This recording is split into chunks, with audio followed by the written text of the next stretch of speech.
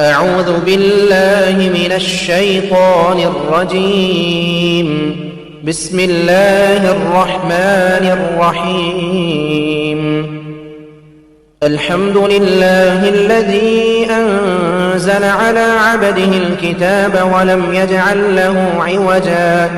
قيما لينذر بأسا شديدا من لدنه ويبشر المؤمنين الذين يعملون الصالحات أن لهم أجرا حسنا ماكثين فيه أبدا وينذر الذين قالوا اتخذ الله ولدا ما لهم به من علم ولا لآبائهم كبرت كلمة تخرج من أفواههم إن يقولون إلا كذبا فلعلك باخع نفسك على آثارهم إن لم يؤمنوا بهذا الحديث أسفا إنا جعلنا ما على الأرض زينة لها لنبلوهم أيهم أحسن عملا وإنا لجاعلون ما عليها صعيدا جرزا أم حسبت أن أصحاب الكهف والرقيم كانوا من آياتنا عجبا إذ أوى الفتية إلى الكهف فقالوا ربنا آتنا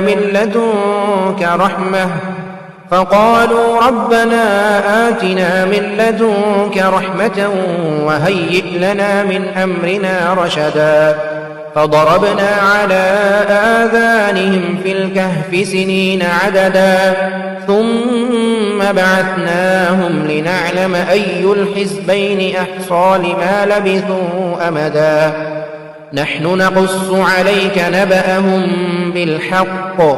إنهم فتية آمنوا بربهم وزدناهم هدى وربطنا على قلوبهم إذ قاموا فقالوا ربنا رب السماوات والأرض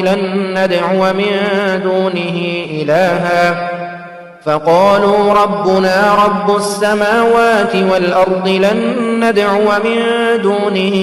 إلها لقد قلنا إذا شططا هؤلاء قومنا اتخذوا من دونه آلهة لولا يأتون عليهم بسلطان بين فمن أظلم ممن افترى على الله كذبا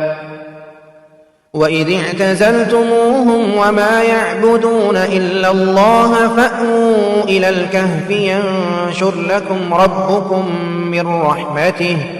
ويهيئ لكم من أمركم مرفقا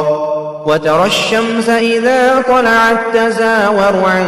كهفهم ذات اليمين وإذا غربت تقرضهم ذات الشمال وهم في فجوة منه ذلك من آيات الله من يهد الله فهو المهتد ومن يضلل فلن تجد له وليا مرشدا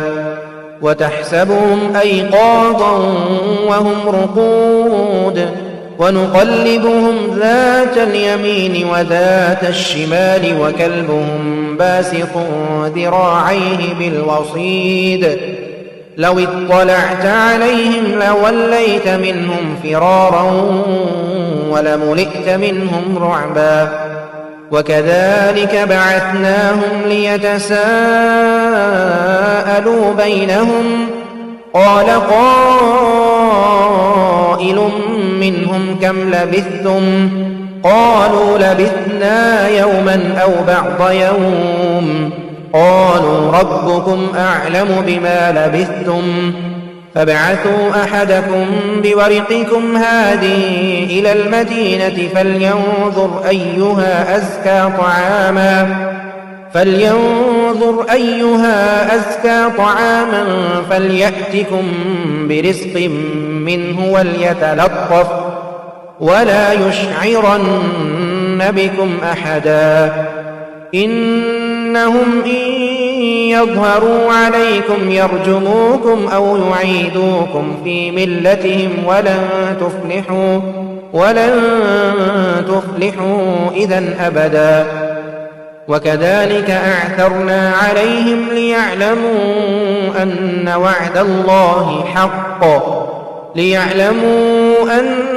وعد الله حق وأن الساعة لا ريب فيها إذ يتنازعون بينهم أمرهم فقالوا بنوا عليهم بنيانا ربهم أعلم بهم قال الذين غلبوا على أمرهم لنتخذن عليهم مسجدا سيقولون 3 رابعهم كلبهم ويقولون 5 سادسهم كلبهم رجما بالغيب ويقولون 7 وثامنهم كلبهم قل ربي أعلم بعدتهم ما يعلمهم إلا قليل فلا تمار فيهم إلا مراء ظاهرا ولا تستفت فيهم منهم أحدا ولا تقولن لشيء إني فاعل ذلك غدا إلا أن يشاء الله واذكر ربك إذا نسيت وقل عسى أن يهديني ربي لأقرب من هذا رشدا ولبثوا في كهفهم 300 سنين وازدادوا 9 قل الله أعلم بما لبثوا له غيب السماوات والأرض أبصر به وأسمع ما لهم من دونه من ولي ولا يشرك في حكمه أحدا واتل ما أوحي إليك من كتاب ربك لا مبدل لكلماته ولن تجد من دونه ملتحدا واصبر نفسك مع الذين يدعون ربهم بالغداة والعشي يريدون وجهه ولا تعد عيناك عنهم تريد زينة الحياة الدنيا ولا تطع من أغفلنا قلبه عن ذكرنا واتبع هواه وكان أمره فرطا وقل الحق من ربكم فمن شاء فليؤمن ومن شاء فليكفر إنا أعتدنا للظالمين نارا أحاط بهم سرادقها وإن يستغيثوا يغاثوا بماء كالمهل يشوي الوجوه بئس الشراب وساءت مرتفقا إن الذين آمنوا وعملوا الصالحات إنا لا نضيع أجر من أحسن عملا أولئك لهم جنات عدن تجري من تحتهم الأنهار يحلون فيها من أساور من ذهب ويلبسون ثيابا خضرا من سندس واستبرق متكئين فيها على الأرائك نعم الثواب وحسنت مرتفقا واضرب لهم مثل الرجلين جعلنا لأحدهما جنتين من أعناب وحففناهما بنخل وجعلنا بينهما زرعا كلتا الجنتين آتت أكلها ولم تظلم منه شيئا ولم تظلم منه شيئا وفجرنا خلالهما نهرا وكان له ثمر فقال لصاحبه وهو يحاوره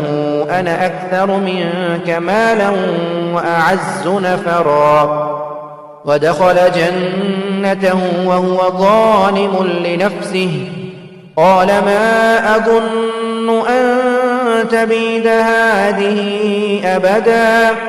وما أظن الساعة قائمة ولئن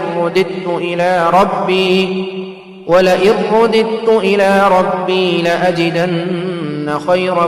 منها منقلبا قال له صاحبه وهو يحاوره أكفرت بالذي خلقك من تراب ثم من نطفة ثم سواك رجلا لكن هو الله ربي ولا أشرك بربي أحدا ولولا إذ دخلت جنتك قلت ما شاء الله لا قوة إلا بالله إن ترني أنا أقل منك مالا وولدا فعسى ربي أن يؤتيني خيرا من جنتك ويرسل عليها حسبانا من السماء فتصبح صعيدا زلقا أو يصبح ماؤها غورا فلن تستطيع له طلبا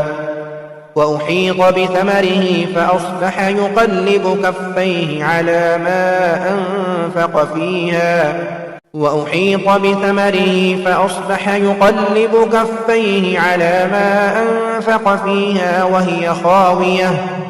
وهي خاوية على عروشها ويقول يا ليتني لم أشرك بربي أحدا ولم تكن له فئة ينصرونه من دون الله وما كان منتصرا هنالك الولاية لله الحق هو خير ثوابا وخير عقبا واضرب لهم مثل الحياة الدنيا كماء إن أنزلناه من السماء فاختلط به نبات الأرض فأصبح هشيما تذروه الرياح وكان الله على كل شيء مقتدرا المال والبنون زينة الحياة الدنيا والباقيات الصالحات خير عند ربك ثوابا وخير أملا ويوم نسير الجبال وترى الأرض بارزة وحشرناهم فلم نغادر منهم أحدا وعرضوا على ربك صفا لقد جئتمونا كما خلقناكم أول مرة بل زعمتم أن لن نجعل لكم موعدا ووضع الكتاب فترى المجرمين مشفقين مما فيه ويقولون يا ويلتنا ما لهذا الكتاب لا يغادر صغيرة ولا كبيرة إلا أحصاها ووجدوا ما عملوا حاضرا ولا يظلم ربك أحدا وإذ قلنا للملائكة اسجدوا لآدم فسجدوا إلا إبليس كان من الجن ففسق عن أمر ربه أفتتخذونه وذريته أولياء من دوني وهم لكم عدو بئس للظالمين بدلا ما أشهدتم خلق السماوات والأرض ولا خلق أنفسهم وما كنت متخذ المضلين عضدا ويوم يقول نادوا شركائي الذين زعمتم فدعوهم فلم يستجيبوا لهم وجعلنا بينهم موبقا ورأى المجرمون النار فظنوا أنهم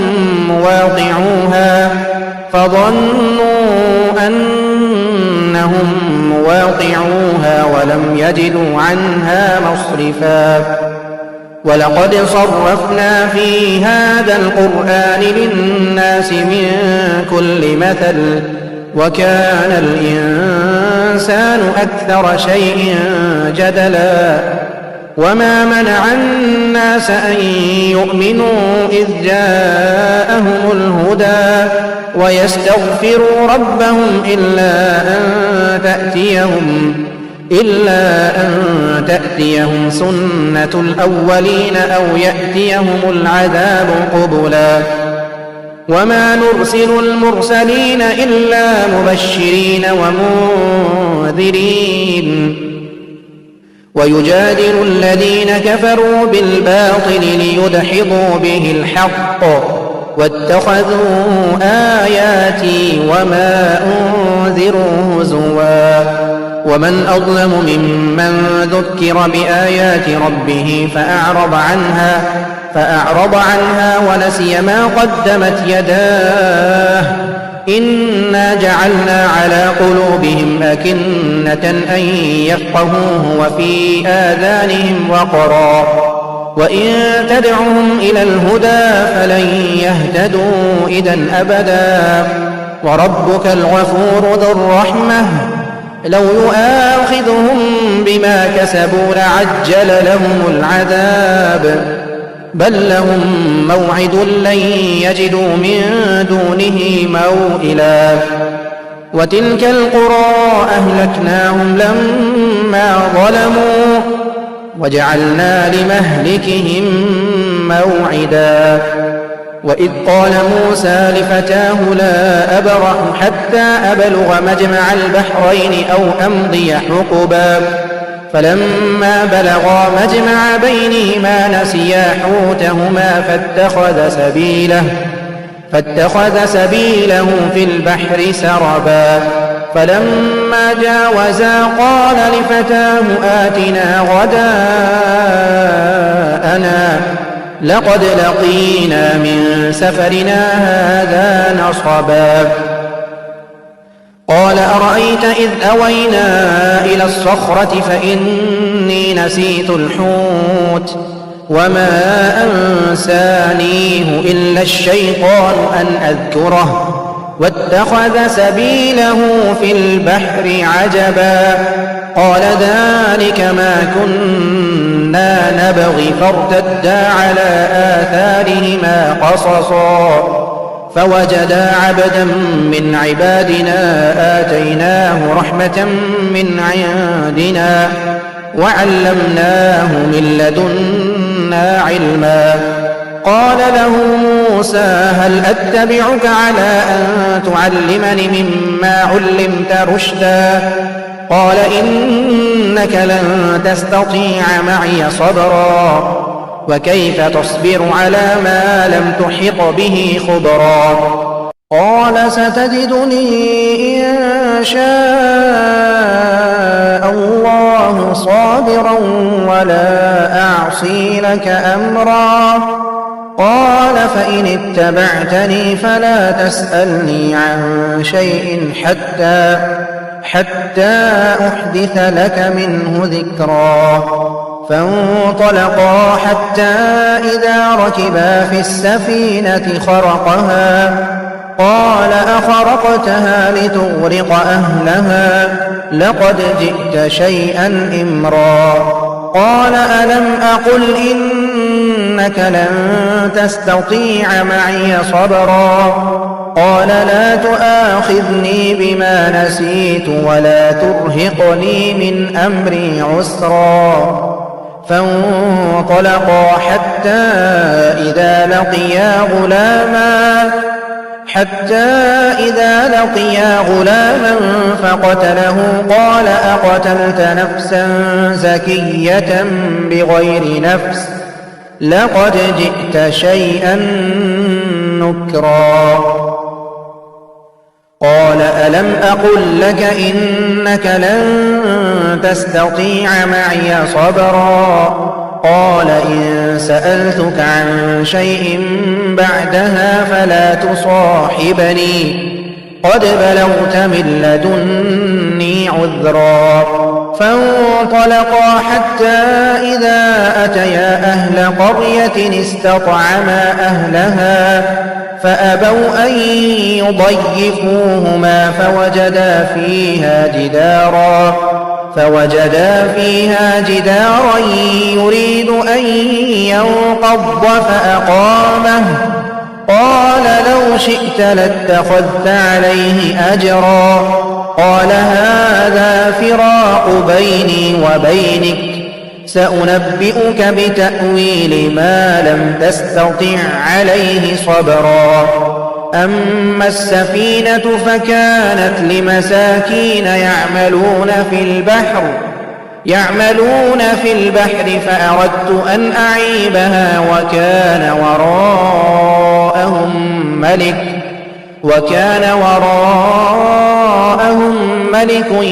يأخذ كل سفينة غصبا. وأما الغلام فكان أبواه مؤمنين فخشينا أن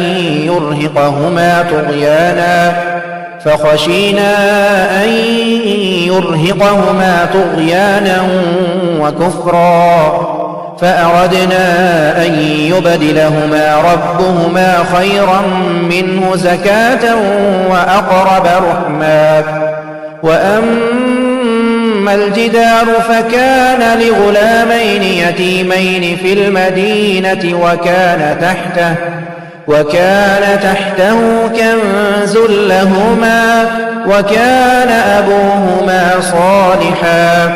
فأراد ربك أن يبلغا أشدهما ويستخرجا كنزهما رحمة من ربك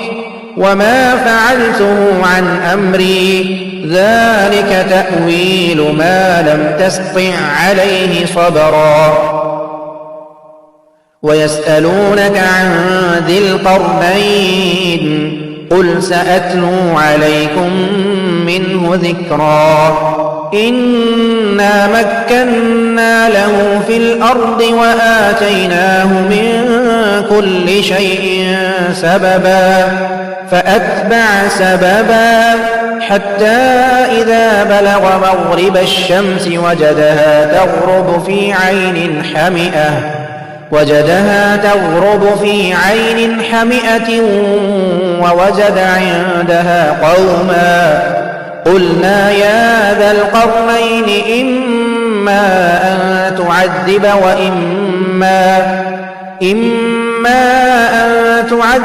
وإما أن تتخذ فيهم حسنا. قال أما من ظلم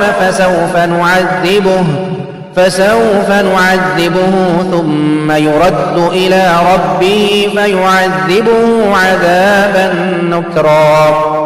وأما من آمن وعمل صالحا فله جزاء الحسنى وسنقول له من أمرنا يسرا. ثم أتبع سببا حتى إذا بلغ مطلع الشمس وجدها تطلع على قوم لم نجعل لهم من دونها سترا.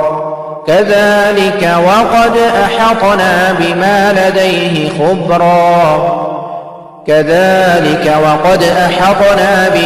لديه خبرا.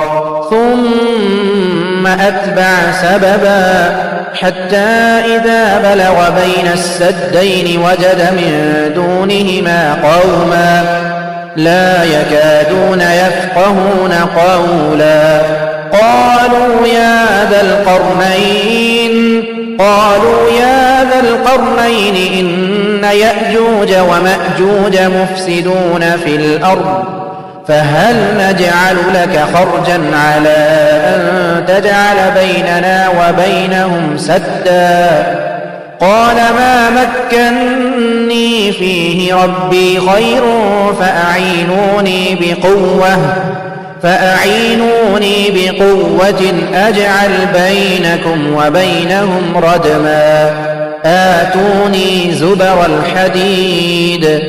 حتى إذا ساوى بين الصدفين قال انفخوا حتى إذا جعله نارا قال آتوني أفرغ عليه قطرا فما استطاعوا أن يظهروه وما استطاعوا له نقبا قال هذا رحمة من ربي فإذا جاء وعد ربي جعله دكا وكان وعد ربي حقا وتركنا بعضهم يومئذ يموج في بعض ونفخ في الصور فجمعناهم جمعا وعرضنا جهنم يومئذ للكافرين عرضا الذين كانت أعينهم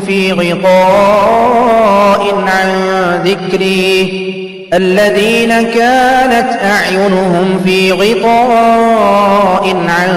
ذكري وكانوا لا يستطيعون سمعا أفحسب الذين كفروا أن يتخذوا عبادي من دوني أولياء إنا أعتدنا جهنم للكافرين نزلا قل هل ننبئكم بالأخسرين أعمالا الذين ضل سعيهم في الحياة الدنيا وهم يحسبون أنهم يحسنون صنعا أولئك الذين كفروا بآيات ربهم ولقائه فحبطت أعمالهم فلا نقيم لهم يوم القيامة وزنا ذلك جزاؤهم جهنم بما كفروا واتخذوا آياتي ورسلي هزوا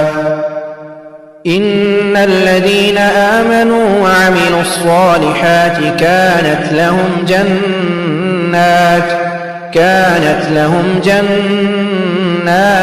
الفردوس نزلا خالدين فيها لا يبغون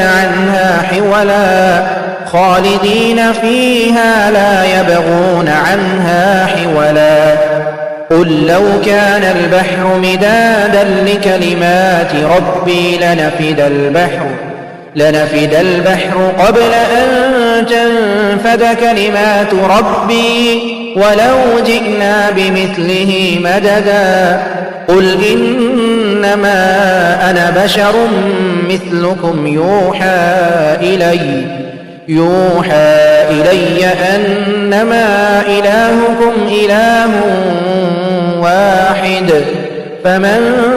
كان يرجو لقاء ربه فليعمل عملا صالحا ولا يشرك بعبادة ربه أحدا.